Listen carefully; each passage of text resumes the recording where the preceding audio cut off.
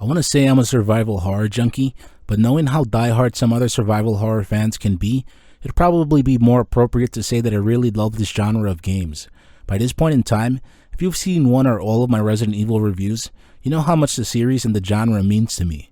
As a result of that, for quite some time I've been wanting to play survival horror games that could remind me of the classic Resident Evil games. The more I got into indie games, the more I realized that it'd be there where I'd most likely find what I was looking for. It's because there are so many indie games out there that you're able to find even the most obscure niche games that'll scratch whichever particular itch you have. The truth about me and Signalis is that I didn't discover it on my own.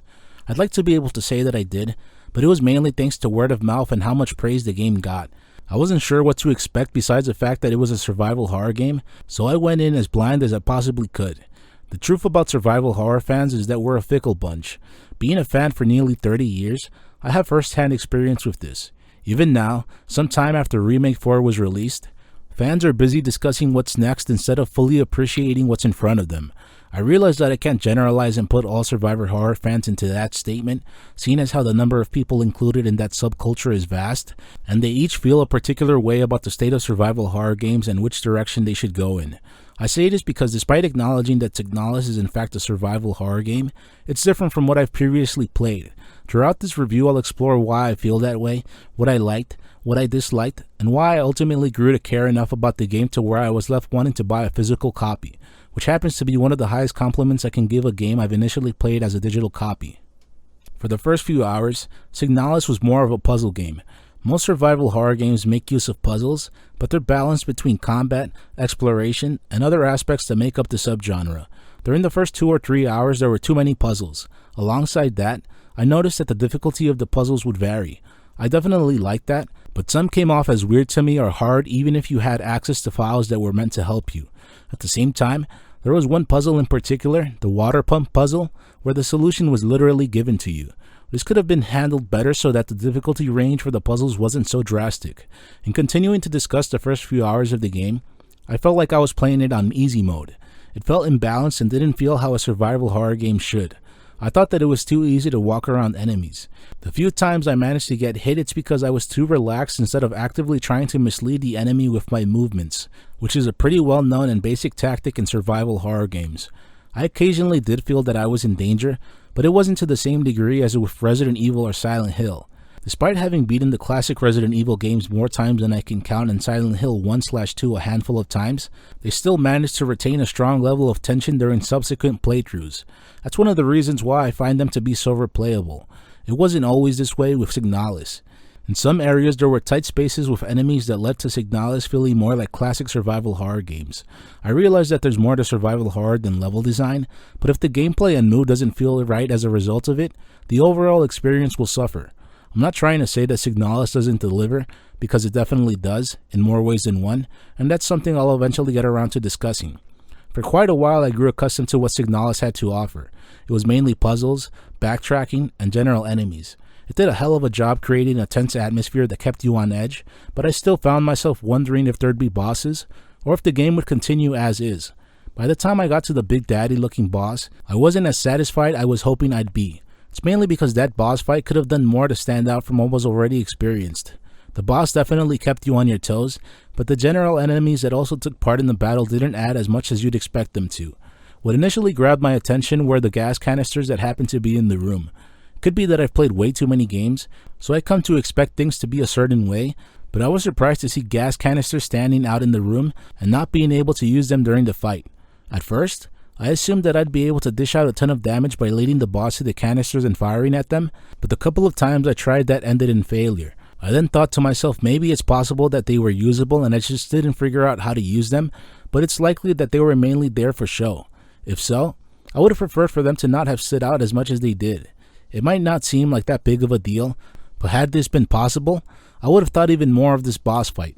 It would have made it so that I could have multiple strategies to overcome it, and it wouldn't have been so similar to enemy encounters that I dealt with up to that point. From what I've been writing, it may seem like I thought Signalis was so-so, but that's not true. I don't think it's a perfect game, but I also started to feel that the further I went into Signalis, the better it was. It's because the game started to open up and offer more variety than what was offered for the first few hours. Simply put, I like having to plan ahead. Signalis isn't a strategy game, but there's plenty of strategy required in order to be able to efficiently overcome its challenges. I say this because there were specific areas of the game where I spent more time than I would have liked revisiting rooms wondering what I'd missed, or what was necessary in order to advance through the game. If I kept roaming around freely, guessing and checking, things wouldn't have worked out for me. I say that because that's what happened to me at least once. I'd end up wasting supplies on enemies that end up reviving after a set amount of time, and this would lead to me dying or having to load an earlier save to make up for the damage I had taken and supplies I'd wasted. What's great is that once I figured out what was required of me, it was easy to get the ball rolling. One solution would lead to the next, and it was easy to feel excited knowing that I was in the right track. This goes back to the idea of having to think strategically, because based on the key item I had found and what I needed to do, I'd have to look at my map to try to figure out a route that saved me time, supplies, and from taking damage. For me, it's a bit weird to bring that up, seeing as how it reminds me of how I'd eventually come to play the classic Resident Evil games as a result of how often I beat them. Still, I like to think that this showcases the attention to detail that went into making Signalis.